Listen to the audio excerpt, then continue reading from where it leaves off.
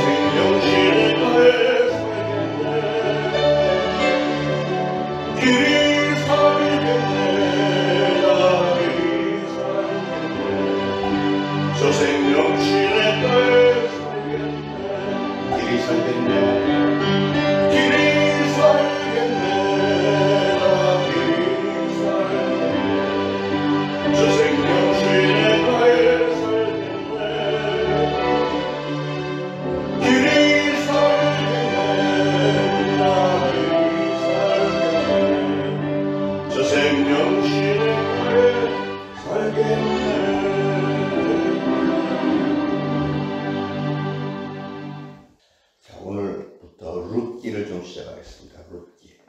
성경에 나오는 사건들 가운데 가장 아름다운 러브 스토리입니다. 자, 룻기 1장 1절부터 마지막 절까지 내용을 잘 생각하면서 교도하겠습니다. 오늘 본문에 나옴이라는 여인이 나옵니다. 나옴이라는 여인이 베들레헴에서 살다가 흉년이 오자 남편 엘리멜렉과 두 아들 말론과 기론을 데리고 베들레헴을 떠나서 모압 땅으로 이사를 갔습니다.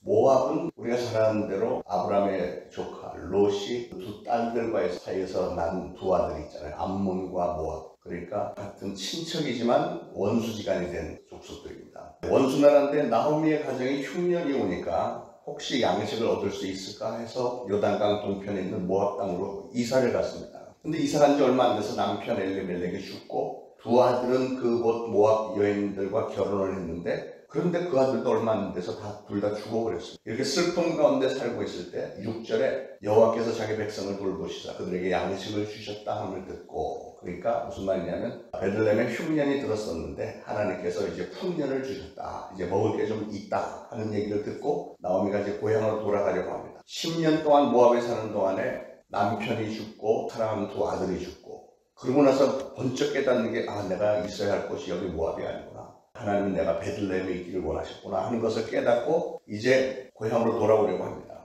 정말 이게 중요한 말씀이죠. 하나님의 선택받은 백성이 있어야 할 곳은 베들레헴, 예루살렘이라고 하는 것이고요. 신앙인들이 있어야 할 곳은 주님의 몸된 교회, 하나님께서 맡겨주신 교회에 있어야 된다는 거죠. 하나님께서 우리에게 맡겨주신 땅, 이스라엘 족속으로 말하면 약속의 땅 가나안이고 오늘 우리에게는 초대신앙교회, 믿습니까?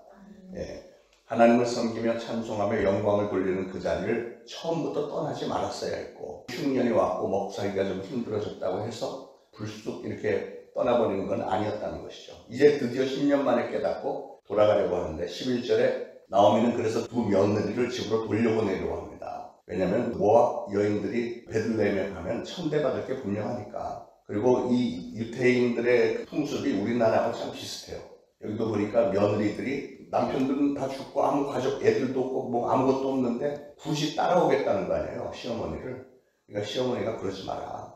가봐야 좋을 거 없으니까 너희는 그냥 너희 어머니 집으로 그냥 돌아가. 가서 너희 부모님 섬기고 너희가 섬기던 신들 섬겨. 나는 혼자서 가면 되니까. 막 이렇게 달랩니다. 그러니까 둘째 며느리 오르바는 그냥 처음에는 같이 가겠습니다 했다가 나오미가 돌아가라고 했더니 돌아갔고, 그러나 룻은 끝까지 이 나오미를 따라서 베들레헴으로 옵니다. 그때부터 이제 룻에게 축복의 길이 열리는 거예요. 이렇게 본문의 내용을 보면 처음에는 나오미가 주인공인 것처럼 시작이 되는데 결국은 주인공은 룻입니다. 유태인도 아니고 모압 사람. 16절에 룻이 이르되 내게 어머니를 떠나면 어머니를 따르지 말고 돌아가라 강권하지 마옵소서. 어머니께서 하시는 곳에 나도 가고 어머니께서 머무시는 곳에서 나도 머물겠나이다. 어머니의 백성이 나의 백성이 되고 어머니의 하나님이 나의 하나님이 되시리니. 여기서 우리는 룻의 아주 귀한 신앙과 인격을 볼 수 있습니다. 룻은 이방인이었지만 어느 틈에 하나님을 믿는 신앙, 믿음을 가지게 됐고요. 그래서 시어머니를 따라서 베들레헴으로 올 것을 마음에 작정을 한 겁니다. 그런데 하나님은 그런 룻의 믿음을 너무나도 좋게 여기셔서 엄청나게 축복을 하시는 사건이 오늘 룻기에 기록되어 있는데, 사실은 이렇게 해서 시작된 룻이 이제 유태인의 족보에 들어오는 거 아니에요. 유대인 남자하고 결혼을 하게 되는데 보아스라고 하는 아주 덕이 많은 부자하고 결혼을 해서 그 후손 중에서 예수 그리스도가 있다는 것입니다. 예수님의 육신의 족보에 들어가는 영광을 얻게 되는 겁니다. 여러분, 참된 신앙은 하나님을 잘 따르는 신앙입니다. 말씀으로 천지를 창조하신 그 창조주 하나님을 믿고 따를 때 우리가 만사형통하리라는 보장은 없습니다. 때때로 시험도 오고 어려운 환난도 있기 마련이죠. 인생이라는 게 특별히 어려운 일이 생길 때 신앙을 포기하거나 중단하지 않고 끝까지 그 길을 향해 가는 게 이게 신앙이잖아요. 참된 신앙이라고 하는 것은 붙잡는 신앙입니다. 14절에 보니까 룻은 그를 붙쫓았더라 그랬는데 이 말은 전인격적으로 붙들었다는 거예요. 자기의 마음을 다하고 뜻을 다하고 정성을 다해서 붙잡는 이런 결단의 의지를 말합니다. 룻은 시어머니 나오미만 붙드는 게 아니라 사실은 시어머니가 믿는 하나님을 붙드는 거죠. 자신이 이전에 믿었던 모압의 이방신들, 우상들을 다 버리고 살아계신 하나님을 붙잡은 겁니다. 여러분, 하나님을 믿는 신앙은 예수 그리스도를 믿기 시작했으면 평생 하는 거예요. 어떤 사람은 신앙생활을 조금 하는 것 같다가도 술술 떠나버리는 사람들이 있죠. 좀 어려움이 생기고. 코로나가 정말 그런 걸 많이 만드는 것 같은데 2년 이제 남짓 코로나 시달리다 보니까 믿음이 연약했던 사람들은 교회를 코로나 때문에 꺼리게 되고 여론이 교회를 막 공격을 해대고 하니까 술술 이렇게 눈치 보고 떠나서 다시 돌아올 것 같았는데 관심도 없어진 2년 지나면서, 그러니까 신앙이 다 떠나버린 것을 알 수가 있겠는데, 그런데 진짜 신앙은 어떠한 어려운 환경 가운데서도 끝까지 하나님을 붙드는 게 이게 진짜 신앙이죠. 오늘 본문에서 몇 가지 교훈을 얻을 수 있는데, 첫째는 중요하게는 하나님께서 정해주신 축복의 땅을 떠난 게 잘못이라는 거예요. 흉년이 잠시 왔다고 해서 하나님께서 뜻이 있으셔서 계획이 있으셔서 정해주신 가나안 땅, 사실 하나님께서 모세를 통해서 애굽에서 유태인들을 건져서 이 가나안 땅에 옮겨주신 것이 얼마 되지 않았습니다. 사사시대니까 가나안을 정복하고 들어와서 살기 시작한 그때예요. 사사시대. 그러니까 분명히 애굽의 노예 생활 얘기를 너무 생생하게 다 들었을 것이고 아는 내용인데, 그러면 거기서 감사하면서 살았어야 되는데, 그 당시 어느 곳보다도 젖과 꿀이 흐르는 땅으로 알려져 있던 땅인데, 그런데 흉년이 한번 왔다고 해서 훌쩍 어디 좀 먹고 살기에 좋은데 다른 데 없나 하고 불러보고 갔다고 하는 것이 문제죠. 그렇기 때문에 하나님께서 그런 부분에 대한 교훈을 주시기 위해서 나오미의 가정에 막 이런 비극들이 일어나는데도 하나님이 막아주지 않고 그냥 내버려 두신 겁니다. 왜냐하면 하나님을 떠났으니까. 이 앞뒤 상황을 볼 때 나오미가 처음에 주인공처럼 등장하자마자 남편 엘리멜렉이 죽고 또 사랑하는 두 아들이 금방 죽어버리고 이런 것은,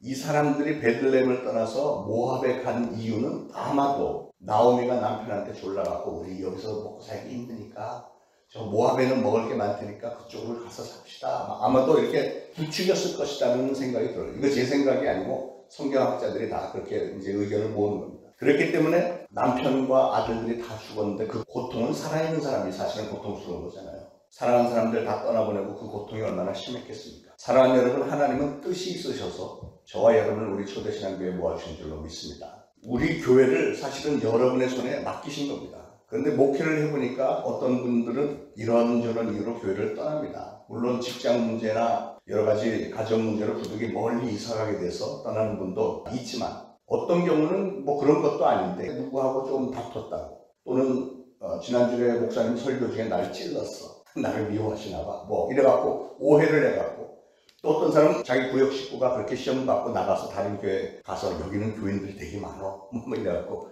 거기가 더 좋을 것 같아서 가기도 하고. 그런데 그런 모든 이유들이 하나님이 보시기에는 정당하지 않다는 거예요. 하나님이 보시기에는 여러 가지 어려운 상황도 벌어질 것이고, 하지만 거기서 끝까지 신앙을 지키고 우리에게 맡겨주신 교회를 제대로 잘 세우는 게 이게 하나님의 뜻이라고 하는 겁니다.